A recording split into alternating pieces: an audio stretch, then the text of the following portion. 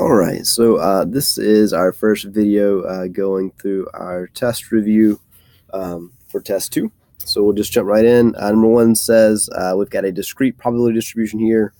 We've got a carton of a dozen eggs. You will sometimes find one or more eggs to be broken.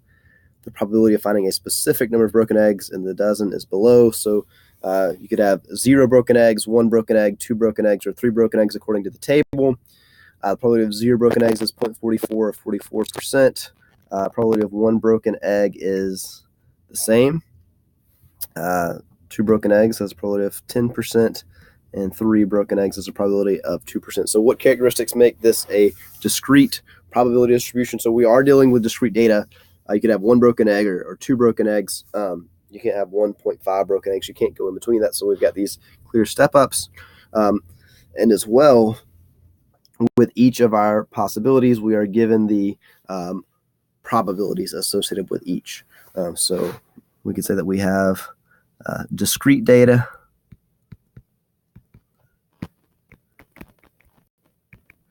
with given probabilities.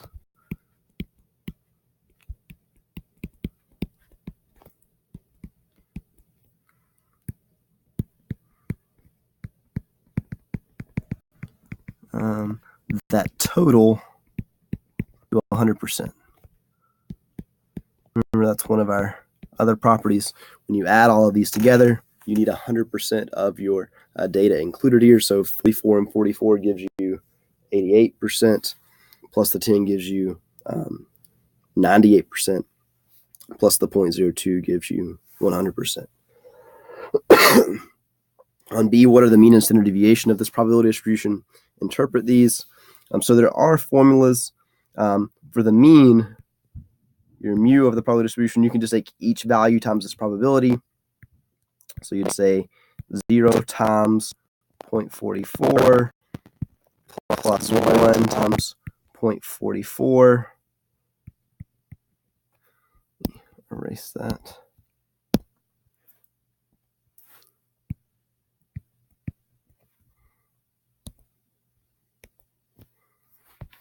So 1 times 0.44 plus 2 times its probability of 0.10 plus 3 times its probability of 0.02. So just each value times its probability on down the line. Standard deviation sigma has a longer formula. It's the square root of summation of x minus x bar squared times p of x, where x is your data piece, x bar is your mean, and p of x is its probability. So you would say each value of x here in your column, so start with 0 minus the mean that you're going to get from up here at mu, 1 minus that same mean, 2 minus that same mean, 3 minus that mean, square each of those, multiply them by their probabilities, add them together and take the square root. That's quite a lengthy process. I would prefer to use the calculator to do that. So as a reminder, on your calculator, you hit Stat, enter to edit, and then put your values of your x into L1. So we've got a 0, a 1, a 2, a 3. Put our probabilities into L2. So we've got 0.44, another 0.44, a 0.10, and a 0.02.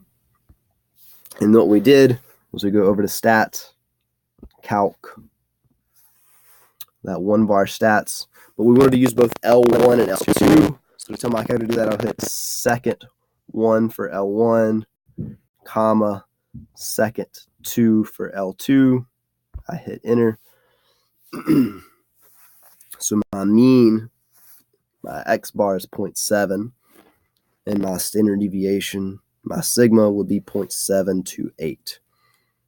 So if I were to calculate this out up here, I would have gotten 0.7, and my sigma is calculated to be 0.728. So to interpret these, I would say, well, the average number of broken eggs in a dozen is 0.7, so just a little under 1, but this varies by as much, or by typically as 0.728. Go up and down, so there's your typical range. So we'll stop the video here and move into the binomial in our next distribution.